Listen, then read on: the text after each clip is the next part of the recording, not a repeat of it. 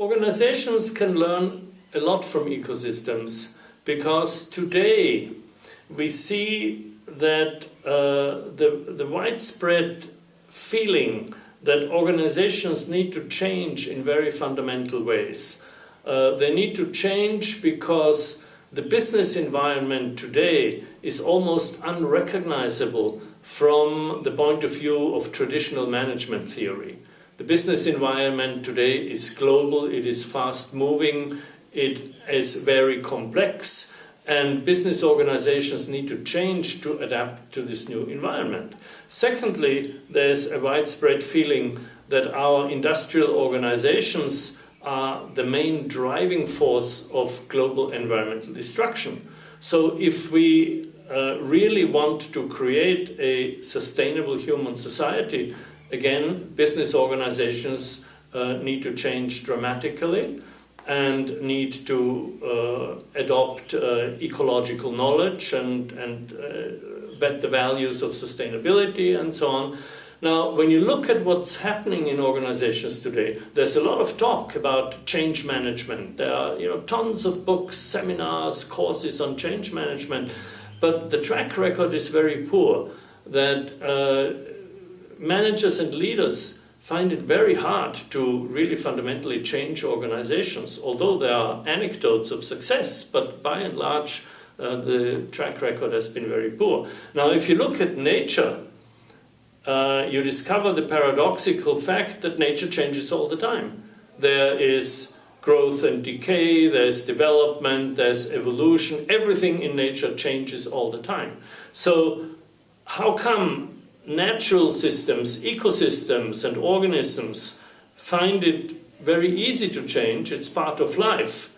And human organizations find it so hard. And sometimes I say, when I give seminars to business leaders, I say, do you think the ecosystems have the better consultants? As a joke. But what I'm proposing is to study the changes that are embedded in all living systems and to apply this knowledge then to human organizations. And when you find that, when you do that, you find that, in my view, the central problem is to understand that every human organization has a dual nature.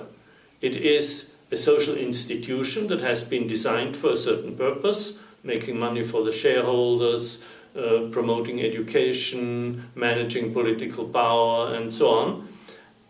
And at the same time, it is a community of people who live together during certain hours of the day and who form informal networks, alliances, friendships that make life meaningful to them at the workplace. Organizational theorists have called these communities of practice, these informal networks that exist in every organization. And this is where the aliveness of the organization lies. Because, as I said before, life is always organized in networks. And so these informal, very fluid and flexible networks are where the organization lives. So experienced managers and leaders would use the formal structures of the organization for the routine work.